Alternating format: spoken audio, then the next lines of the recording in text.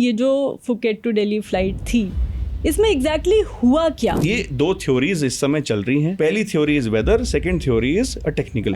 क्या जो पायलट हैं उन्हें पता नहीं चलता है कि आगे टर्बुलेंस है? Aircraft was in a state of confusion like a pilot. Aircraft एक मशीन है, तो जब मशीन कंफ्यूज हो जाती है तो जाहिर सी बात है जो पायलट है वो भी कंफ्यूज रहता है। ये वाला जो कंफ्यूजन है ये काफ़ी भारी पड़ सकता है पैसेंजर्स के लिए। एक साइको एक्टिव टेस्ट जब होता है तो उसमें आप ये नहीं बता सकते कि ये कब कंज्यूम किया गया। That's right. आपको कहीं पे भी इस रिपोर्ट में ये सामने नहीं आ रहा कि ये लास्ट 24 आवर्स का है कि लास्ट 1 मंथ का है या कब का है। What's with pilots announcing? People don't understand what they're saying and it's very like बस सांस आ रही होती है। We all love flying. But जब किसी एयरप्लेन में कुछ ऐसा हो जाता है कि पैसेंजर्स की जान को खतरा हो जाता है, तब एक पैनिक क्रिएट हो जाता है। Recently Phuket Delhi air India flight के साथ जो हुआ हम सब ने देखा, एंड उसके बाद से एविएशन सेफ्टी को लेकर कई सारे क्वेश्चंस रेज हुए। एंड इसी पर बात करने के लिए आज हमारे साथ हैं captain Prashant ढल्ला, N experienced pilot and x inspector DGCA। Hello sir. Thank you, Areem. Thank you for having me on your show. सबसे पहले we do want to know कि ये जो फुकेट टू दिल्ली फ्लाइट थी, इसमें एग्जैक्टली हुआ क्या? पहली बात तो फुकेट साउथ ईस्ट एशिया का एक एयरपोर्ट है, इंटरनेशनल एयरपोर्ट है। बहुत सारी इंटरनेशनल फ्लाइट्स आती हैं, वर्ल्ड के अलग अलग कोने से आती हैं। It's a good tourist destination. Similarly air India की फ़्लाइट जो कि फुकेट से वापस दिल्ली आ रही थी, तो ये ओवर द सी फ्लाइट इसकी ज़्यादा थी। दैट मीन्स आपको बे ऑफ बंगाल जो है उसके ऊपर से फ्लाई करना है। इस this part of the year there is a lot of cloud activity. बारिश की संभावना बहुत ज़्यादा होती है। टर्बुलेंस जो एक एलिमेंट है, आई एम श्योर हम इस पॉडकास्ट में कवर करेंगे। बट बादलों का सिर्फ ये मतलब नहीं होता कि उसमें टर्बुलेंस होएगी। बादल भी कई प्रकार के हैं। You will have rainy clouds, you will have convective clouds. इसकी लेयर होती है, low level clouds, medium level clouds, high level clouds. उस तरह से आपको पढ़ाया जाता है। ये एक पायलट का सब्जेक्ट होता है जिसको मीटेरोलॉजी कहते हैं। So this particular flight from Phuket to Delhi is flying over water. 1 hour into the flight, there is a confusion, there is a chaos, जो हमें पता लगा है, जो सोर्सेज कह रहे हैं, आई विटनेस अकाउंट कह रहे हैं कि अच्छे भले जहाज़ जो स्ट्रेट एंड लेवल में है उसको अचानक से वो जहाज़ पहले ऊपर जाता है, फिर उसके बाद नोज अप होता है। अब देखिए इसके 2 कारण हैं। जब आप एक स्ट्रेट एंड लेवल फ्लाइट में हैं तो आपका ऑटो पायलट ऑन होता है as per SOP। Pilot is not flying the aircraft, the autopilot is flying the aircraft. Pilot is just monitoring the flight. तो इसके 2 पहलू होते हैं। एक कॉकपिट के अंदर 2 पायलट होते हैं, left seat and right seat. Left seat में सीनियर बैठता है, राइट सीट में जूनियर बैठता है। इसको कुछ लोग P1 P2 भी कहते हैं, कुछ लोग PF एंड PM भी कहते हैं। इसका मतलब यह है pilot flying and pilot monitoring. Now in this particular flight जो रिपोर्ट्स कहते हैं वो ये है कि जो पायलट फ्लाइंग थे वो जूनियर पायलट थे और जो पायलट मॉनिटरिंग थे वो सीनियर पायलट थे। That is a combination which it is very normal practice. अब 1 घंटा कुछ मिनट में इस फ्लाइट के साथ कुछ ऐसा होता है। देखिए 2 रीज़न जैसे मैंने आपको कहा इंपॉर्टेंट इज़, 1 अगर ऑटो पायलट ऑन है, स्ट्रेट एंड लेवल फ्लाइट है, तो या तो कोई झटका आया, टर्बुलेंस के कारण एकदम से जहाज़ नीचे हुआ। नाउ ऑल्सो जो रिपोर्ट्स कह रही हैं कि एक टेक्निकल फेलियर हो रहा है which is leading to the hydraulic part of the aircraft. देखिए व्यूअर्स को ये समझना पड़ेगा, एयरक्राफ्ट में बहुत सारे कंप्यूटर्स लगे होते हैं। हाइड्रोलिक्स होता है, न्यूमैटिक्स होता है, इलेक्ट्रिकल सिस्टम होता है, फ्लाइट कंट्रोल सिस्टम होता है, ऐसे करके करके पूरा एक जहाज़ का सिस्टम होता है जिसमें सेंसर्स लगे होते हैं। सो वो पायलट को इनपुट देते हैं, वो उसकी स्क्रीन पे लगा होता है सामने, वो उसको देखता है एंड अकॉर्डिंगली करेक्टिव एक्शन लेता है। इस केस में ऐसा कह रहे हैं, रिपोर्ट में सामने आएगा, अगेन ये जांच का विषय है, कि हाइड्रोलिक फेलियर हुआ जहाज़ का जिसकी वजह से उसका नोज़ ऑटोमेटिकली ऊपर गया, ऑटो पायलट डिस्कनेक्ट हुआ, तो जो को पायलट थे उन्होंने जहाज़ को नीचे नोज डाउन किया। तो पहले नोज अप होता है, ऑटोमेटिकली नोज डाउन होता है। वो इतना अब्रप्ट मनूवर था। मनूवर इज समथिंग दैट आप उसको ऊपर नीचे दाएं बाएं जिस तरह से करते हैं उसको मनूवर कहते हैं आम भाषा में। सो उसने इतना अब्रप्टली उसको नीचे किया कि जो चीज़ अगर यहाँ पे जिसको कहते हैं ना स्टेशनरी है, अगर आप उसके नीचे से एकदम से कोई चीज़ हटा देते हैं तो वो चीज़ जाहिर सी बात है गिरेगी। बट जो लॉज है, जो प्रिंसिपल है, वो ये कहते हैं कि अगर आपने उसको, जो जी फोर्स है आपका, ग्रेविटेशनल फोर्स के अगेंस्ट आप जाते हैं तो वो चीज़ ऊपर जाएगी. So if you are sitting on this seat and suddenly नीचे की चीज़ अगर नीचे जाएगी तो my body will go upwards and then it will fall down as gravitational force. तो इस केस में ऐसा लग रहा है कि ऐसा हो सकता है कि पायलट एक्शन की वजह से एयरक्राफ्ट एकदम से नोज डाउन हुआ and that led to the passengers going up. Now please understand कि अगर ये ऐसा मनूवर पायलट ने लिया तो दो उसके एस्पेक्ट से, एक उसने जान बचाई. हम सीधा पायलट को, जो पायलट फ्लाइंग की बात कर रहा हूँ मैं इस समय, कि उसने करेक्टिव एक्शन लिया, उसने एक सिस्टम फेलियर देखा अपने कॉकपिट में, उसको घंटियां सुनाई दी कि ये सिस्टम मेरा करप्ट है, ये सिस्टम मेरा फॉल्टी है. जहाज़ की नोज अप अगर जाती तो एयरक्राफ्ट का डैमेज ज़्यादा होता, बिकॉज इतनी हाई ऑल्टीट्यूड पे, आप हाई स्पीड पे है और सडनली आपकी नोज ऊपर जाती है तो या तो ऊपर से कोई जहाज़ निकल रहा है या आपका एयरक्राफ्ट कुछ भी मिसबिहेव करता है, तो उसने उसको बचाने के लिए नीचे किया. Which led to your answer that वो 300 फीट लॉस जो हो रहा है वो उसी कारणवश हुआ है. ये दो थ्योरीज इस समय चल रही हैं. पहली theory is whether, second theory is a technical. अच्छा, ये जो 300 फीट का ऑल्टीट्यूड लॉस था, मतलब ये कितना सीरियस हो सकता है? और जिस तरह से वीडियोस आ रहे थे, प्लेन की छत पे क्रैक्स आए हुए हैं, विंडो का जो इनर पार्ट है वो निकला हुआ है, बहुत सारी जो चोट लगी है लोगों को. एक ने मेंशन किया था कि उसकी बच्ची 3 सीट आगे जाके इन्फेंट थी, वो गिरी है. तो ये मतलब ऑल्टीट्यूड पे क्या इन दोनों में कनेक्शन होता है ऑल्टीट्यूड लॉस का? देखिए, एक कैबिन की अगर हम बात करें तो कैबिन में कैबिन क्रू के पास कार्ड्स होती हैं जिससे वो आपको सर्विस देती हैं. वो होता है, प्लस लूज आर्टिकल्स बहुत सारे होते हैं. जैसे आपका लैपटॉप है, कोई फ़ोन यूज़ कर रहा है, मैं ऐसा तो नहीं कहूँगा कोई शार्प आइटम्स होती हैं, बिकॉज दैट इज़ प्रोहिबिटेड. वो डेंजरस गुड में होता है and that is not allowed in flight. However, जो डैमेज है हम देख रहे हैं कि एयरक्राफ्ट के साइड्स में नहीं हुआ है. जो वीडियो है वो कह रहा है कि ऊपर जो सीलिंग का पार्ट है उसमें हुआ है. जैसा मैंने कहा, it is because of the impact of a certain substance. It can be human, it can be any kind of an object, which is in this case a cart, because cabin crew उस समय service कर रही थी, cabin में चल रही थी. And ये इतना अचानक एक प्रोसेस है. एविएशन में एवरीथिंग इज इन सेकेंड्स, आपको टाइम ही नहीं मिलता रिएक्ट करने का. एंड अगर मैं बेनिफिट ऑफ डाउट कैप्टन को दूं, दैट वो जो पायलट फ्लाइंग है, करेक्शन, तो उसने स्प्लिट सेकेंड डिसीजन में एयरक्राफ्ट को नीचे किया, उसको बचाया. कमिंग टू द फैक्ट कि 300 फीट, देखिए एक स्ट्रेट एंड लेवल फ्लाइट में 300 फीट भी एकदम हवा का, जिसको कहते हैं ना, नीचे आ जाना abruptly, is something which is very life threatening. आपका एकदम से रिएक्शन प्रोसेस कर ही नहीं पाता brain. Your cognitive skills are so slow that आपको लग रहा है सब कुछ नॉर्मल है. अगर इस रूम में भी अगर बैठे बैठे एकदम से लाइट ऑफ कर दें तो योर ब्रेन रिएक्शन गोज कि एग्जैक्टली व्हाट हैपेंड. इस केस में एयरक्राफ्ट नीचे आ गया. सो आप सोचिए कितना केओस, कितना कमोशन होएगा कैबिन के अंदर. एंड अब जो इम्पोर्टेंट बात वो ये है कि अगर उस समय कॉकपिट के अंदर जो कह रही है रिपोर्ट कि केवल एक ही पायलट था और दूसरा पायलट बाहर था, तो उस एक पायलट ने पूरी सबकी जान बचाई. पहली बात तो उसने ऑटो पायलट अगर डिसएंगेज हुआ because of some technical issue, he corrected that particular flight, उसने उसको नॉर्मलसी में लेकर आया.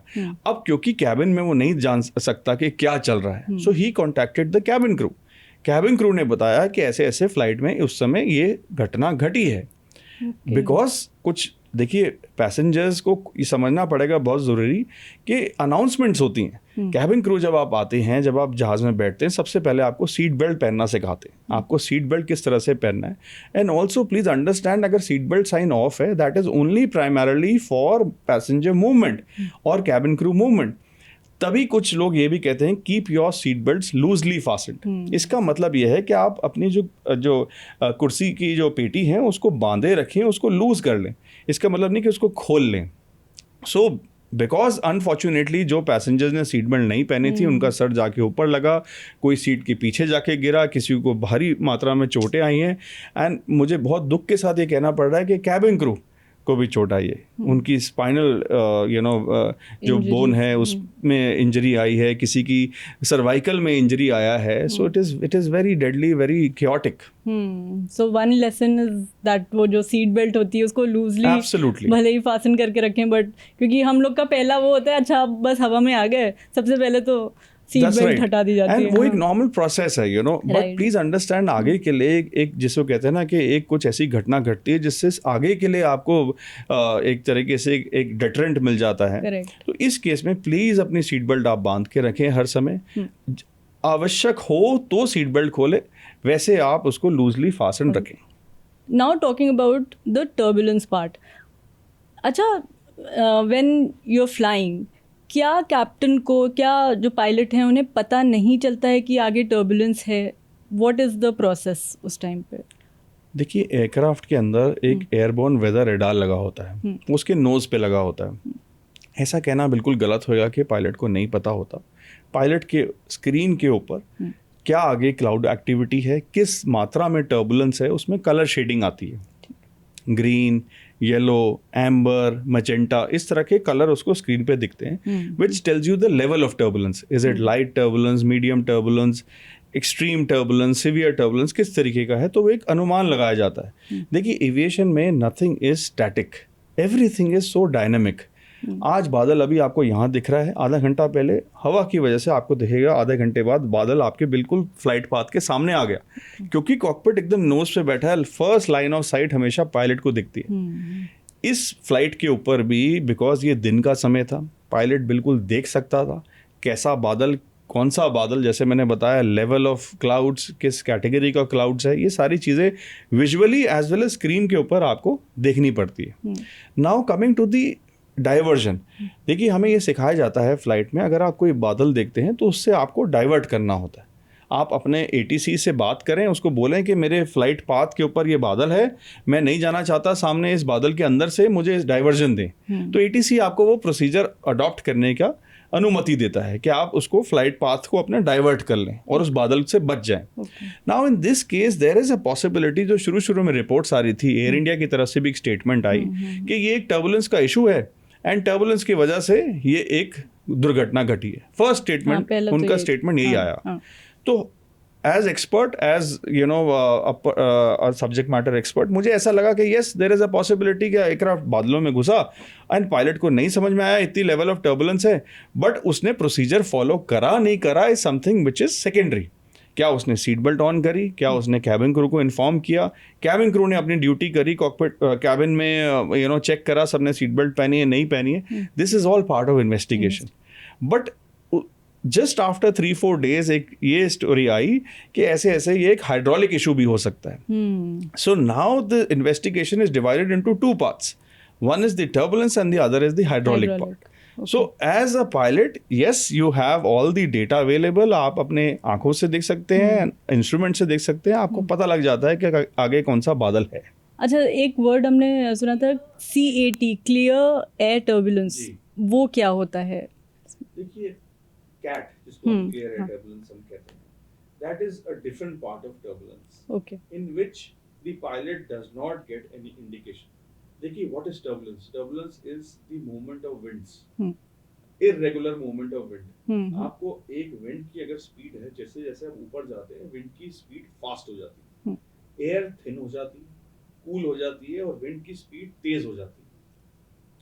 So clear air turbulence is one of the phenomena in aviation meteorology, wherein the systems or the pilot is unable to see through the eyes. It is a parcel of air in which the winds are very irregular. अच्छा, ऐसा ही एक phenomena होता है jet streams. ये fast moving wind है जो कि एक दिशा से दूसरी दिशा पे जा रही होती है। तो कभी कभी आप ऐसा नोटिस करेंगे, अगर आप फ्लाइट दिल्ली से कलकत्ता ले रहे हैं तो दिल्ली कलकत्ता टाइम ज्यादा लग रहा है, और कलकत्ता से दिल्ली अगर आप आ रहे हैं तो टाइम कम लग रहा है, क्योंकि जो आपकी विंड स्पीड है वो आपकी टेल विंड बन चुकी है, वो आपको पीछे से धक्का दे रही है। अच्छा, तो कम टाइम लगे, जल्दी पहुंचते हैं। तो इस जो जब विंड स्पीड बढ़ रही होती है, जैसे जैसे आप एयरक्राफ्ट जब टेक ऑफ करता है तो by the time you reach 30-40,000 feet आपकी विंड स्पीड बढ़ गई। तो उसके बीच का जो ट्रेड ऑफ है उसमें विंड इरेगुलर होती है, that is when you feel turbulence. So aircraft उस विंड के अंदर जब आ जाता है तो वो टर्बुलेंस इफेक्ट जो होता है that is seen in the cabin. So pilot को वो एनालिसिस करना बहुत ज़रूरी होता है। क्लियर एयर टर्बुलेंस का पता नहीं लगता, बट वो बहुत शॉर्ट पीरियड के लिए होता है, it does not last so long. अगर वो है भी तो पायलट को करेक्टिव एक्शन लेना होता है, या वो ऑल्टीट्यूड नीचे अपना लूज करता है या और गेन करता है. He does not stage in that same level और इन दैट सेम लेयर. ये जो आपने टाइप्स ऑफ टर्बुलेंस अभी मेंशन किए थे कि मीडियम या सिवियर, एक्सट्रीम, इनको अगर आप थोड़ा एक्सप्लेन करो कि क्या होता है एग्जैक्टली इन सब में. देखिए, ये एक आईकाओ जो इंटरनेशनल सिविल एविएशन ऑर्गेनाइजेशन है, उसने अपने सर्कुलर्स के अंदर इस टर्बुलेंस की कैटेगरी को डिवाइड करा हुआ है. मैंने कुछ मीडिया रिपोर्ट्स में ये भी बात करी कि ये एक एक्सट्रीम, एक सिवियर टर्बुलेंस का केस है. उस केस में जहाज़ बहुत ज़्यादा शेक करता है, ऑटो पायलट आपका ट्रिप कर जाता है, आप मैनुअली फ्लाई कर पाते हैं. कुछ केसेस में ऐसा भी देखा गया कि the pilot is unable to reach the controls. वो इतना मैसिव लेवल ऑफ जर्क और इतना मैसिव लेवल शेक होता है एयरक्राफ्ट कि आप हाथ नहीं लगा पाते कंट्रोल्स में. For that second the aircraft is in the hands of God. अगर आप लाइट और मीडियम की बात करें, yes, the autopilot is very safe equipment. वो एयरक्राफ्ट की जो ट्रेजेक्ट्री है उसको मेंटेन रखता है. यस, थोड़ा बहुत लेफ्ट राइट आपको फील होता है, आपको थोड़े से झटके जिसको हम कहते हैं वो ऐसे लगते हैं, बट उस केस में ऑटो पायलट आपका मेंटेन रहता है आपको स्ट्रेट एंड लेवल फ्लाइट में. इस केस में इनिशियली मुझे ऐसा लग रहा था दैट अगेन ये this is a matter of investigation. Report जब सामने आएगी कि एयरक्राफ्ट सिवियर टर्बुलेंस हुआ, उसका ऑटो पायलट ट्रिप हुआ, पहले नोज अप गया, फिर नोज डाउन गया एकदम से. Aircraft was in a state of confusion like a pilot. देखिए, पायलट बैठा हुआ है, एयरक्राफ्ट एक मशीन है, तो जब मशीन कंफ्यूज हो जाती है तो जाहिर सी बात है जो पायलट है वो भी कंफ्यूज रहता है. That is why our trainers, मैं खुद एक ट्रेनर था, मैं हमेशा अपने जो ट्रेनीज था उनको ये बोलता था कि आप एयरक्राफ्ट से अहेड है, you should be ahead of the machine, कि अब नेक्स्ट क्या होने वाला है, अगले 50 किलोमीटर के बाद कैसा मौसम होएगा, क्या चीज़ें होंगी. So you have to be ahead. तब आप अच्छे से प्लान कर पाते हैं और तभी आपको एक सेफ फ्लाइट मिलती है. वो जो पायलट कॉकपिट में बैठा हुआ है वो इसलिए बैठा हुआ है कि he is managing the flight. Fly तो ऑटो पायलट करता है, बट आप एज अ कॉकपिट में मैनेजर की तरह बैठे हैं, आप पूरी फ्लाइट कंडक्ट कर रहे हैं. उसको तभी कहा जाता है pilot in command, PIC. The powers of the PIC are immense. You know, you as per the aircraft act and aircraft rules जो हमारे डिफाइंड है गवर्नमेंट ऑफ इंडिया के, आपको पूरी अनुमति है, आपके पास पूरी पावर है to take your decisions. At that time you are the whole sole in charge of the aircraft. But आपने जैसे कन्फ्यूजन की बात की, तो यहाँ पर ये वाला जो कन्फ्यूजन है ये काफ़ी भारी पड़ सकता है पैसेंजर्स के लिए भी एंड ओवरऑल. फिर जैसा हम लोग अभी डिस्कस कर रहे थे कि वो एक छोटी सी चीज़ वर्ल्ड वाइड उसका इफेक्ट होता है. एब्सोल्युटली. देखिए, कोई भी रूल ऐसा नहीं बनता कि वो सिर्फ इंडिया पे लागू होएगा. वो रूल हर कंट्री पे लागू होएगा. जो भी आईकाओ, जो इंटरनेशनल सिविल एविएशन ऑर्गेनाइजेशन की कॉन्ट्रैक्टिंग स्टेट, मेंबर स्टेट्स कहते हैं उसको, उसका पार्ट है, वो रूल सब पे लागू होता है.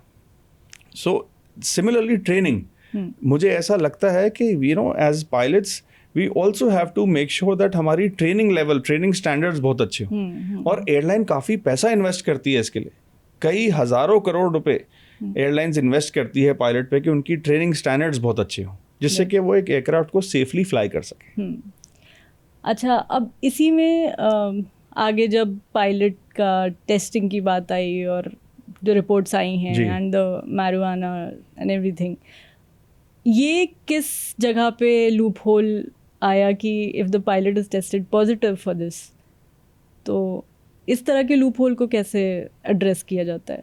देखिए, इट इज़ वेरी हॉरिफिक. बहुत ही, जिसको कहते हैं ना, बहुत दुखद घटना है. एज ए पायलट मैं बोलूँ कि ऐसा फील होना हमारी कम्युनिटी को बहुत डिग्रेड फील हो रहा है कि ऐसा क्यों हुआ. देखिए, बहुत सीरियस प्रोफेशन है, इसमें सॉरी बोलने का भी टाइम नहीं है. इस प्रोफेशन में आपको 24 घंटे प्रिपेयर होकर चलना है. You are always in a mission mode, और आपको अपनी हेल्थ के ऊपर बहुत फोकस करना है. You have to undergo medical test, and ये मेडिकल टेस्ट एयरफोर्स पायलट्स के लेवल का होता है जो सिविलियन पायलट पे लागू होते हैं.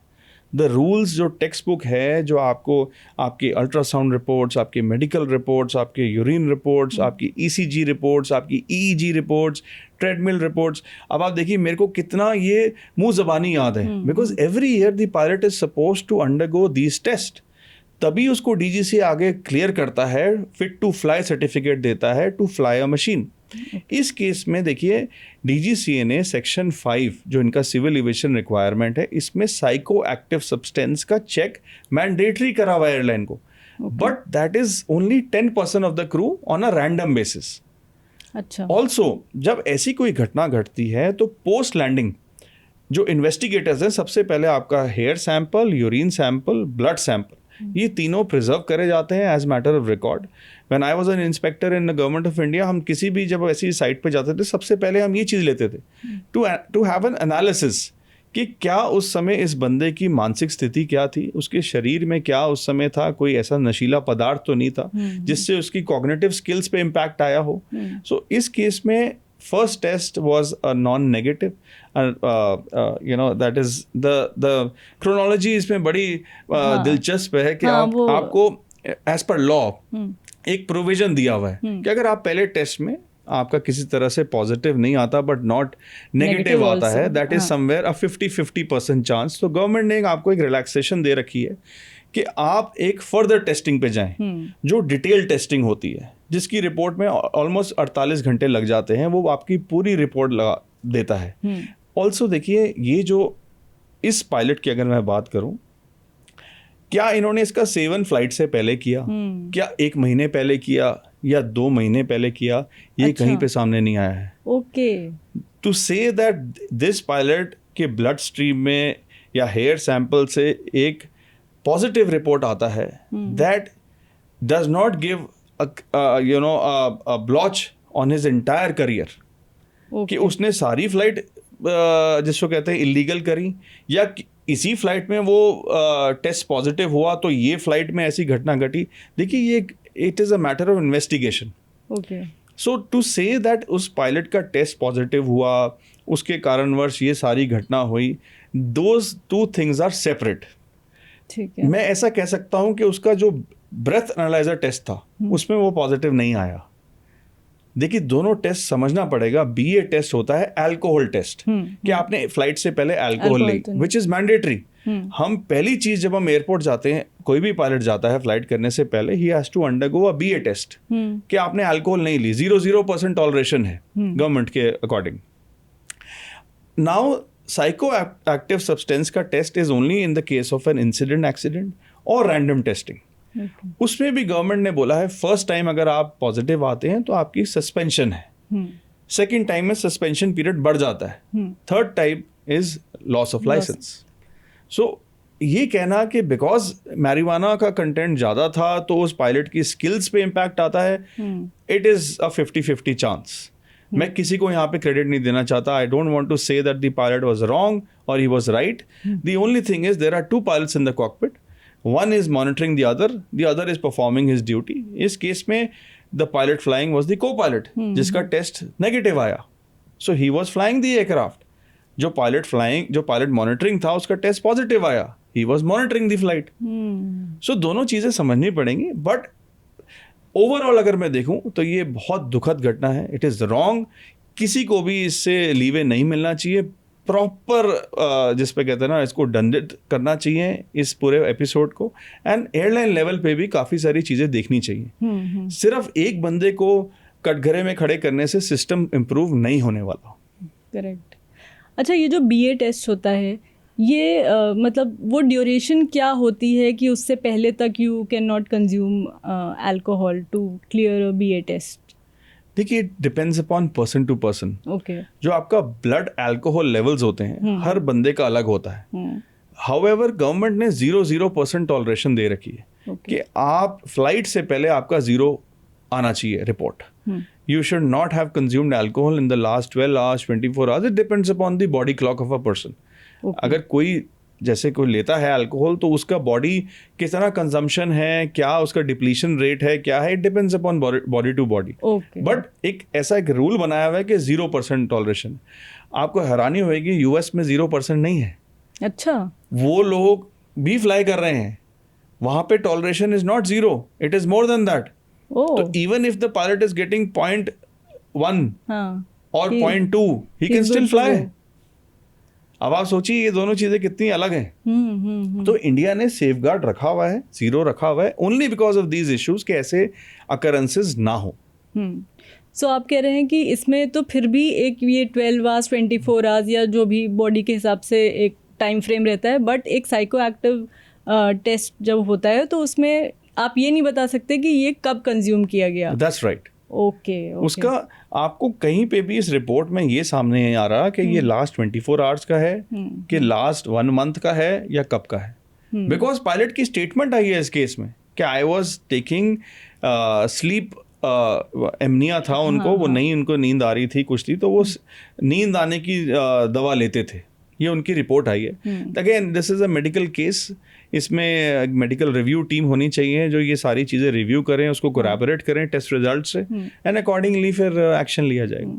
बट अगर जैसे उनको अगर ये स्लीप इश्यूज थे या कुछ इस तरह का था तो do the like the airline, does that airline know about it? बहुत इंपॉर्टेंट क्वेश्चन है आपका।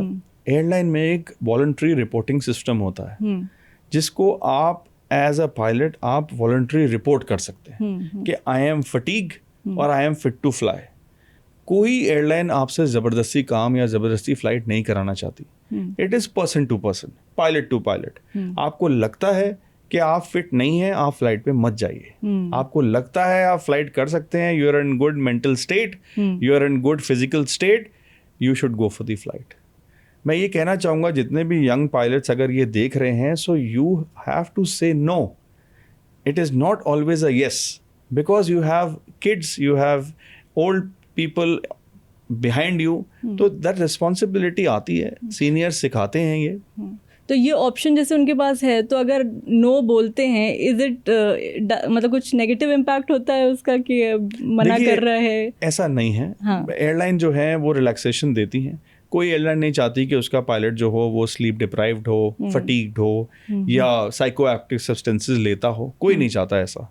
हाउएवर देखिए, एक पायलट का रोस्टर आता है जिसमें वो अपनी साइकिल, अपनी बॉडी क्लॉक को उस मुताबिक बनाता है। जैसे ये इंटरनेशनल फ्लाइट्स होती हैं उसमें आपको एडिक्वेट रेस्ट दिया जाता है, उसको फ्लाइट ड्यूटी टाइम कहते हैं। सो देयर इज समथिंग कि आप in a week you can not fly more than X number of hours, which is it is something called as 156 hours, 125 hours flying time, duty time 156 hours।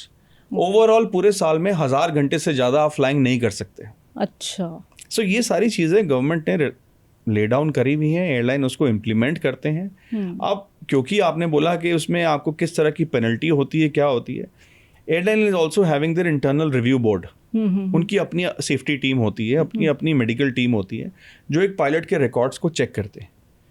देखिए, एक आजकल क्योंकि बहुत ज़्यादा stress environment है, सब है, तो everybody undergoes a stress. Pilot is no god, he is also human being. तो स्ट्रेस फैक्टर्स होते हैं, but how you well you manage, how well you are able to conduct a good proper safe flight is something which is very important. एक flight कितने घंटे की हो सकती है फॉर वन पायलट? देखिए, ये भी क्या फिक्स्ड होता है? ये भी फिक्स्ड है। Okay. जो कि जैसे अगर मंथली डिजाइंड है तो डेली का भी एक लिमिट है, 8 आवर्स एंड 6 लैंडिंग्स। ओके, ये सारी चीजें लिखी हैं। ये डोमेस्टिक एंड इंटरनेशनल में दोनों का अलग है। ओके, तो थोड़ा सा इसको तो देखिए, ये एक सिविल एविएशन रिक्वायरमेंट का सेक्शन 7 सीरीज जे का पार्ट है। मैंने इस पे बहुत ज़्यादा काम किया था जब मैं सरकार में था। इनफैक्ट ये मैटर्स हाई कोर्ट तक गए थे। अच्छा। जब एयरलाइन बोल रही थी कि नहीं, आपने बहुत रिलैक्सेशन दे दी है पायलट्स को, पायलट बॉडी कह रही थी, जो अलग अलग ऑर्गेनाइजेशंस हैं, वो कह रही थी नहीं, पायलट्स को रेस्ट मिलना चाहिए। So this matter went up to the court. तो एज अ रेगुलेटर हमने ये चीज़ डिज़ाइन करी थी कि भाई एडिक्वेट रेस्ट मिले। At the same time these are private entities, airline industry है, बहुत कॉम्पिटिटिव है, तो उनको भी एक अपॉर्चुनिटी मिले। तो हमने सारी एयरलाइंस को, सारे पायलट्स को बुलाया था, उनसे रिव्यू करे थे, एंड उसके बाद एक सिविल एविएशन रिक्वायरमेंट सेक्शन 7, जैसे मैंने आपको बताया, सीरीज जे पार्ट 4, ये डिज़ाइन हुआ था। उसमें ये सारी चीज़ें लिखी थी कि डेली लिमिट क्या होनी चाहिए, 8 hours, 6 landings, 9 hours, 3 landings international का। उस तरह से नाइट की डेफिनेशन भी है, वीकली रेस्ट की डेफिनेशन है, स्टैंड बाय क्या होता है, ये सारी चीज़ें उसमें ले डाउन। सो एयरलाइन की जो रोस्टरिंग पॉलिसी होती है वो इस रूल को फॉलो करती है। उसके बाद पायलट्स का रोस्टर बनता है एंड पायलट्स को फ्लाइट के लिए फ्लाइट्स एलोकेट होती है। ओके। ऑल्सो एक क्वेश्चन ये उठ रहा था कि फुकेट एक primarily like people go there to party, and जब आप एज अ क्रू जाते हैं, एक फ़्लाइट लेके जाते हैं, तो कई बार आपको इनफ टाइम होता है that you can also you know for maybe some time you can also party and then अगले दिन की फ़्लाइट लेके यू कमिंग बैक. तो क्या इस केस में उसका भी कुछ? If you say it is a party, that means there is enjoyment. Right. And like I said, pilots are also human being. They would also enjoy. Similarly, cabin crew, इस पूरे जब एक फ्लाइट लैंड होती है उसके बाद में जो रेस्ट होता है उसको ले ओवर कहते हैं. ले ओवर, राइट. तो इस केस में भी फुकेट जब वो लैंड करे थे दिल्ली से, तो उनको एक ले ओवर मिला था, which was approximately 24 hours, because वो रेस्ट कैलकुलेट होता है उस हिसाब से. उस दरमियान पायलट ऑब्वियसली अगर वो पार्टी मोड में थे, उन्होंने पार्टी किया, उन्होंने क्या किया, तो they plan it. Nobody will tell them कि आप ऐसे करें वैसे करें. It is their free time. Also जैसे मैंने कहा, इस फ्लाइट में उनका ब्रेथ एनालाइजर टेस्ट नेगेटिव आया. That means there was no consumption of alcohol. As far as the second part is that psychoactive substance का चेक हुआ. That like I said, it is not evident कि ये उस दिन का seven है या पहले का है, कैसे है. That is a matter of investigation. So in a layover primarily it is there for rest and recreation. Right. अच्छा, अभी हमने जो रिसेंट टाइम्स में देखा, मतलब इनफैक्ट आफ्टर दिस इंसिडेंट, आज में एज यू सेड कि 10 और पायलट्स का टेस्ट हुआ एंड यू नो एवरीथिंग. तो ये क्यों अचानक से ये बढ़ क्यों रहा है? इज इट कि क्योंकि एक इंसिडेंट हुआ है तो टेस्टिंग ज़्यादा हो रही है, या फिर अभी क्यों ऐसा हो रहा है कि एकदम से इतने सारे आ रहे हैं news? See, it will be too premature to say because ये अभी आज ही की घटना है. However, the minister was very strong in his statement. He said it very clearly. उन्होंने बोला कि सबकी टेस्टिंग कराओ. अब सबका टेस्ट होना मतलब, जैसे मैंने आपको कहा, किसी ने deliberately लिया, किसी ने because of medication है, because you see the ill effect can be loss of job, termination. Regulator कहता है कि इसको लाइसेंस आप सस्पेंड कर दीजिए, बट एयरलाइन लेवल पर टर्मिनेशन है. तो आई डोंट नो एग्जैक्टली कि इसका क्या रिपरकशन होता है, बट क्योंकि ये हाल फिलहाल में ये घटना घटी है, तो सबका mandatory check by the government order हुआ है, which I am sure will be in the best interest of the passengers. Main thing is passenger safety. Also बार बार एयर इंडिया का नाम इतना ज़्यादा आना, आई मीन पिछले एक साल में I think air India has been struggling with the image that was once. It is very sad to have a good airline like Air India suffer such kind of issues. But please understand, देखिए, India एक growing economy है. India third largest market है aviation की. जिस level पे India की growth हो रही है, नए एयरपोर्ट्स, नए एयरक्राफ्ट्स, नई जॉब्स, ये सारी चीज़ें आएंगी. And I would really like to comment the media also कि आप इतनी प्रोएक्टिवली इन चीज़ों को फॉलो करते हैं. अब से पहले ये चीज़ें इतनी ज़्यादा कवरेज नहीं होती थी, फॉलो नहीं होती थी, एंड इंडिया का लिमिटेड स्कोप था एविएशन का. लास्ट 10 ईयर्स से इस इंडिया का स्कोप एविएशन का बहुत तेज़ी से बढ़ रहा है. And sooner or later will be number 1 aviation market in the world. अभी भी हमारे कुछ फ्यू परसेंटेज है पॉपुलेशन के जो एविएशन में ट्रैवल कर रहे हैं. जैसे जैसे चीज़ें बढ़ेंगी, नए एयरपोर्ट्स आएंगे, नई एयरलाइंस आएंगी, एंड दस you will see more of these instances, more of issues getting up. Although regulator level पे भी थोड़े से चेंजेस की बहुत रिक्वायरमेंट रहती है. It's a process of new hirings and new rules, new regulations. But Paramount level पे safety से कोई कॉम्प्रोमाइज़ नहीं करना चाहता. B it any government, the most important agenda is passenger safety. Correct. So you have been such an experienced pilot, we all know that, and I'm sure you have interesting stories to tell. What was do you have some amazing story about your experience as a pilot when you've been flying and कुछ ऐसा हुआ and then you had to? देखिए, मुझे याद है आज भी, the flight was a winter month flight and I was flying from Srinagar to Delhi. Okay.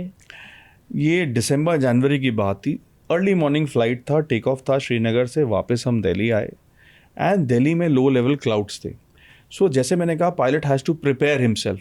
तो we were preparing for a low visibility landing and low cloud से तो हमें पता था कि रनवे बाद में दिखेगा.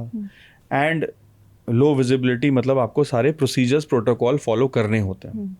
आप सिस्टम्स चेक करते हैं, आप अपनी लॉग बुक चेक करते हैं, आप लैंडिंग ये कर सकते हैं कि नहीं कर सकते, एयरक्राफ्ट को देखते हैं, वेदर पढ़ते हैं, फ्यूल देखते हैं, अगर आप नहीं लैंड कर पाए तो कहाँ डाइवर्ट करना है, ये सारी चीज़ें पायलट के दिमाग में चल रही होती हैं. एट द सेम टाइम आपको कैबिन में क्या देखना है, क्या चल रहा है, ये this is all part of your planning. Now when we are reaching Delhi, suddenly Delhi ATC air traffic control tower से एक कॉल आता है कि आपको लैंडिंग परमिशन नहीं है अभी. The visibility dropped down to that level. And, you know, we were so, जैसे कहते हैं, thankful कि हम ये प्रिपेयर कर चुके थे, प्लानिंग कर चुके थे, तो we were holding overhead Delhi. उसके बाद ATC का फिर से कॉल आता है कि अब आप विजिबिलिटी इम्प्रूव हो रही है, आप लैंड कर सकते हैं. We made another approach, हमने अप्रोच बनाया, दिल्ली ATC ने हमें लैंडिंग परमिशन दी एंड हमने सेफली लैंड किया. अब इम्पॉर्टेंट पार्ट ये है, लैंडिंग के बाद जब हमने देखा देयर वाज ज़ीरो विजिबिलिटी. आपको सिर्फ रनवे पे जो लाइट्स हैं केवल वो दिखाई दे रही थी, आपको कुछ समझ नहीं आ रहा था कि कहाँ जाना है, किधर जाना है. येस, पायलट्स के पास चार्ट्स होते हैं, हाउएवर वो चार्ट्स जो होते हैं वो स्टैटिक चार्ट्स होते हैं, वो रियल टाइम चार्ट्स नहीं होते जो बताते हैं पायलट को कि अब आप किस जगह पे हैं, क्या है. सो दैट डे मेरे अभी भी रोंगटे खड़े हो रहे हैं. I decided to stay on the runway. मेरे अंदर से एक ऐसी घटना, मतलब एक फीलिंग आई दैट अगर मैं यहाँ से इसको लेफ्ट करता हूँ या राइट करता हूँ, कहीं मैं रनवे से बाहर ना उतर जाऊँ. वो टैक्सी वे है, क्या है. So I called up Delhi air traffic control that we are unable to taxi. अच्छा. तो उस केस में क्या होता है, एक छोटी गाड़ी होती है जो एयरक्राफ्ट के आगे आती है, उसको फॉलो मी कहते हैं. उस पर बड़ा बड़ा लिखा होता है फॉलो मी. ओके. तो उस फॉलो मी को हमने करते करते करते, आप सोचिए लैंडिंग के बाद हमें 1 घंटा लगा to reach the parking. 1 hour. 1 hour of taxi. The level of stress in the cockpit, आप स्लो गति से चल रहे हैं, you are going at 5 kilometre per hour. आप सोचिए इतना बड़ा जहाज 5 किलोमीटर पर आवर की स्पीड से चल रहा है, धीरे धीरे धीरे धीरे. And that is what is safety. That उस समय अगर आपकी इंस्टिंक्ट ये कहती है कि आप फटाफट, नहीं तो आप 5 से 7 मिनट में टैक्सी करते हैं, आप पहुंच जाते हैं अपने gate. Right. It took us 1 hour. Visibility is so important, weather is so important, and that is what I say that please everybody should follow the SOP. देखिए गलतियां सबसे होती हैं, ऐसी बात नहीं, everybody is 100% perfect, but वो जो एयरक्राफ्ट को जब आप फ्लाई करते हैं एक चेकलिस्ट होती है जिसको एक बंदा रीड आउट करता है, दूसरा एक्शन करता है. तो वो 2 लोगों का जो कॉम्बिनेशन है उस 10 फीट कॉकपिट के अंदर, वो आपकी केमिस्ट्री बहुत ज़्यादा ज़रूरी है. And that leads to your good decision making, that leads to your, you know, good behavioral skills, and आपके actions और decisions better हो जाते हैं. अच्छा, whenever like जब भी आप फ्लाई करते थे, कभी ऐसा हुआ कि क्योंकि जो पैसेंजर्स होते हैं दे आर वेरी क्यूरियस कि अंदर कौन बैठा हुआ है, who's flying us, and I still remember as a child also I always used to be like कि मिलना है, पायलट से मिलना है. बच्चों को बड़ा क्रेज रहता है. सो यू हैड कुछ ऐसे एक्सपीरियंस? Every time. इनफैक्ट हमारा बहुत एक वेलकमिंग अप्रोच होता है दैट आप बुलाइए पैसेंजर्स को, उनको दिखाएं क्या किस तरह से कॉकपिट होता है, क्या है. However due to government restrictions and a lot of security protocols, ये सारी चीज़ों पे बैन है. You are not allowed to enter the cockpit, you are not allowed to take photographs, and इसलिए ये चीज़ें बनाई जाती हैं for security protocols that you have to prevent from some mishap. Aviation एक बहुत टारगेट सेक्टर है, it can lead to a lot of disaster, and her country की ये एक अपनी तरफ से सिक्योरिटी पहल रहती है कि आप पैसेंजर्स को प्रोटेक्ट करें और उस तरह से आप जिसको कहते हैं ना बैरियर्स बनाएं. हाउएवर पैसेंजर्स को ये समझना बहुत ज़रूरी है कि कॉकपिट में बहुत सारी चीज़ें हो रही होती हैं, यू आर ऑलवेज इन्वॉल्व. आप सोचें कि वहाँ बैठ के आप कोई अखबार पढ़ रहा है या चाय पी रहा है या गेम खेल रहा है लैपटॉप में, ऐसा कुछ नहीं होता. You are always on the task. आगे देख रहे हैं कैसा वेदर है, सिस्टम्स में क्या हो रहा है, एयर ट्रैफिक कंट्रोल से बातें चल रही हैं आपकी. सो उस तरह से एक फ़्लाइट कंडक्ट करी जाती है. अच्छा, कई बार लाइक सेलिब्रिटीज़ होते हैं फ्लाइट पे, कोई बहुत बड़े पॉलिटिशियंस होते हैं, तो व्हेन यू फ्लाइंग देम, क्या कुछ अलग से वो रहता है कि एक प्रेशर रहता है कि okay we have somebody of that stature? And देखिए, मैं पहले जब चार्टर्स बिजनेस जेट्स उड़ाता था तो उसमें चीफ मिनिस्टर्स, ब्यूरोक्रेट्स, पॉलिटिशियंस, ये सारे रहते थे. There is an amount of stress, of course. ये बोलना बिल्कुल गलत होगा कि स्ट्रेस नहीं होता. हाउएवर जैसे मैंने बोला, you can not push a pilot. Pilot is the last call. वो उसको पता है कि कैसा वेदर है, किस तरह का एनवायरनमेंट है. And I have seen lately that passengers also never push you to the limit. आप एक बैलेंस बना के चलते हैं. एंड स्पेशली हमने इलेक्शन फ्लाइंग में देखा है, when you have to go for the rallies, तो आपको किस तरह से आज इधर जाना है, कल उधर जाना है, तो एक पूरा रोस्टर बनता है. हाउएवर बिकॉज VIPs हैं, देयर आर डेजिग्नेटेड पीपल, तो आपको थोड़ा एक्स्ट्रा केयरफुल होना पड़ता है. बट आई ऑलवेज से कि जिस पैसेंजर ने टिकट का दाम भरा है वो मेरे लिए VIP है. And that should be the sense of ownership which I am sure सारी इंडियन एयरलाइंस फॉलो करती हैं. That customer is God, that is the spirit. And I am sure ऐसे एक्सीडेंट आगे नहीं होंगे, हमें देखने को नहीं मिलेंगे. Okay. One question on a lighter note. What's with pilots announcing उनके announcements को लेकर के एक वो रहता है कि people don't understand what they are saying and it's very like बस सांस आ रही होती है. And there are so many reels on this. So that's a very important point, how you interact with the customers. देखिए, आप लोग देख नहीं पाते कि ये पायलट कैसा होएगा.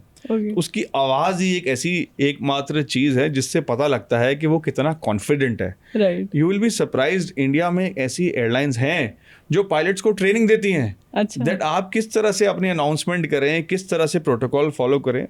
कुछ एयरलाइंस ने आपको सेट रूल बुक दे दी है Okay. कि आपको केवल इतना ही बोलना है, इससे ज़्यादा मत बोलिएगा. तो like you said, that it is very important how you interact with your passengers and customers. तो it has to be no nonsense talk. Right. And you have to focus more on the flying. And उसके लिए देखिए cabin crew का एक बहुत important part है. Cabin crew जहाज़ में इसलिए हैं that they have to follow the safety protocols. And I am sure जिस तरह से हमारी अवेयरनेस है, हमारी सिविक सेंस है, उसमें we are more courteous towards the staff also. Because end of the day वही आपकी जान बचाएंगे, वही आपसे इवैक्यूएशन कराएंगे, वही आपको बताएंगे कि किस ऐसी सिचुएशन में क्या करना है. So it is a give and take. You have to be very courteous to the staff, तभी आपको वो फैसिलिटी और वो सर्विस मिलती है. Okay one last thing. एक बार can you make some announcement in that tone like you... Good morning, ladies and gentlemen. This is your captain speaking. We are ready to fly. Today, my flight is from Delhi to Srinagar. We shall be flying at 35,000 feet. The weather looks fine. However, I request you to keep your seat belts fastened at all times and kindly pay attention to the safety demonstration done by the cabin crew members. Thank you and have a lovely day. Wow. So that was quite clear and fine. Okay, on that note, thank you so much, sir. Thank you. An informative session. Thank you. Thank you.